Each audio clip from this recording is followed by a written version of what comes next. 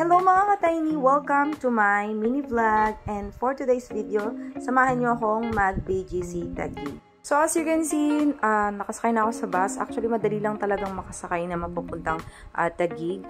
Kung manggagaling ka sa Alabang, is sumakay ka lang ng Market o C5.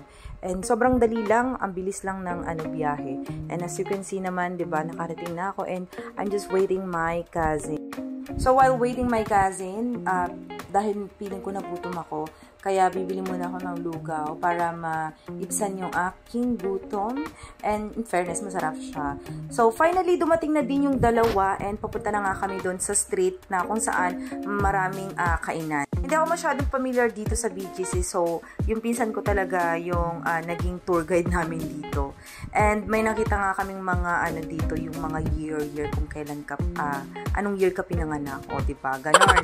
So, as you can see naman, sobrang daming tao for today's video dahil Saturday nga, and talagang mas popular tong puntahan, especially sa mga gustong mag-date o sa gustong kumain na masasarap na pagkain.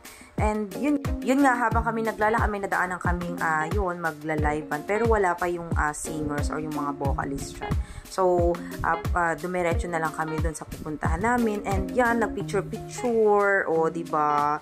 Antara. Hindi ko lang alam kung anong tawag dito. Talagang hindi talaga ako familiar. Basta, maganda siya. And ito nga yung napuntahan naming restaurant. Actually, this is a Mexican restaurant. Kung hindi ako nagkakamali. Masarap naman yung pagkain dito naming mga in-order. And talagang sulit siya.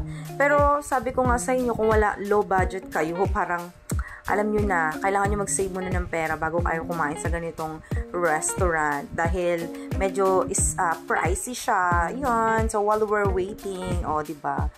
Video muna. Ayun nga, sobrang saya namin dito dahil nga nakapagkakwentuhan kami. Ayan. And syempre, matagal-tagal din kasi kami hindi nagkita-kita. So, ito na rin yung time para magkaroon kami ng marites. Char lang. Ayan. So, syempre, sobrang saya din namin dito kasi nagkaroon din kami ng bonding time. And sana nga lahat ng mga magpipinsan makapunta dito sa BGC. And ayan, dahil nga ang lakas ng trip namin, nag-TikTok pa kami. Ayan, di ba yung sikat, yung 0.5 challenge o pack ganon. Pero hindi namin ma-perfect. And yun nga, and sobrang napagod na rin kami, kaya ang ginawa namin is umuwi na lang muna kami sa boarding house nila. And doon ako matutulog kasi nga late na din, hindi ako pwedeng umuwi. And ayun, dahil umaga na and uwi na ako sa Alabang. Kaya thank you for watching. Sana nag-enjoy kayo dito and bye for now. Keep safe.